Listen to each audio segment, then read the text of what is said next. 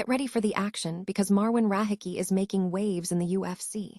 This Moroccan-Australian fighter just secured a spot on the UFC Perth main card after a late opponent change, showcasing his incredible momentum. Rahiki, who is undefeated at 9-0, is set to face Oliver Schmid in a massive bout at the RAC Arena. We dive into how this rising star earned his spot and what we know about his explosive performance against Schmid. Tired of dropping your phone or struggling to hold it with one hand? The PopSocket's Pop Grip gives you a secure grip, works as a phone stand, and even lets you swap the top for a fresh new look. Simple, useful, and perfect for everyday phone use. Click the link in the comments to grab yours on Amazon. Next up, the biggest heavyweight clash you won't want to miss at UFC 328. Undefeated champion Khamzat Chimaev, with a perfect 15-0 record, is stepping into the octagon to face former title holder Strickland in what promises to be an absolute war. This is the middleweight title fight that everyone is talking about, and the tension surrounding this rivalry is reaching fever pitch. The drama surrounding Chimaev and Strickland is escalating beyond the cage. We look at the intense hatred brewing between these two, fueled by past disagreements and threats made during training camp. Plus, we break down the other massive storylines at UFC 328, including Joshua Van's title defense against Tatsuro Taira and the exciting emergence of new talent in the flyweight division. And finally, we catch up with Sean O'Malley as he discusses his path forward. Sean O'Malley is gearing up for the UFC Freedom 250 event in the White House, and he shares his thoughts on potential retirements and his upcoming matchup against Ayman Zahabi. Don't miss this breakdown of the latest MMA news, fight results, and expert analysis. Subscribe now for your daily dose of breaking MMA action. Marwan Rahiki has solidified his rising profile in the mixed martial arts world after securing a spot on the UFC Perth main card following a late opponent change. The Moroccan-Australian faced Oliver Schmid in the bout at the RAC Arena, a fixture of the UFC Perth event. Rahiki demonstrated his prowess, earning a first-round stoppage by dropping Schmid with a decisive left hook. This victory marks a significant achievement for Rahiki, who is currently undefeated with a record of 9-0. His professional journey includes a notable debut against Harry Hardwick, a fight in which Hardwick suffered a broken jaw. Rahiki has built momentum through the Hex Fight Series, successfully earned a contract with Dana White's Contender Series for 2025, and has completed his record against all 9 opponents. Speaking about the placement, Rahiki expressed expectations for prominent billing, attributing his confidence to his action-heavy fighting style and deep respect for the preliminary fighters in the organization. The highly anticipated middleweight title bout at UFC 328 is set to feature a clash of titans, undefeated champion Khamzat Chimaev against former title holder Strickland. The matchup pits 2 bitter rivals against each other for the coveted championship.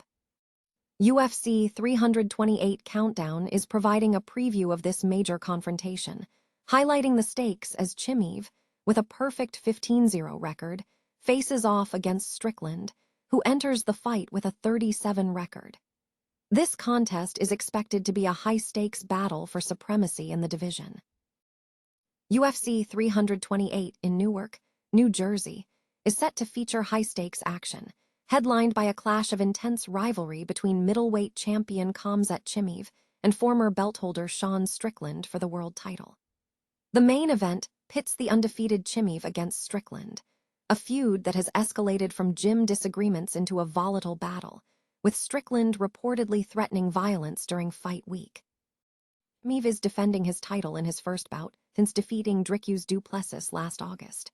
Analysts are weighing Chimaev's superior grappling against Strickland's defensive acumen and takedown avoidance, with questions raised about who possesses the necessary skill set to overcome the dominant champion. UFC security has been heightened in anticipation of the intense atmosphere.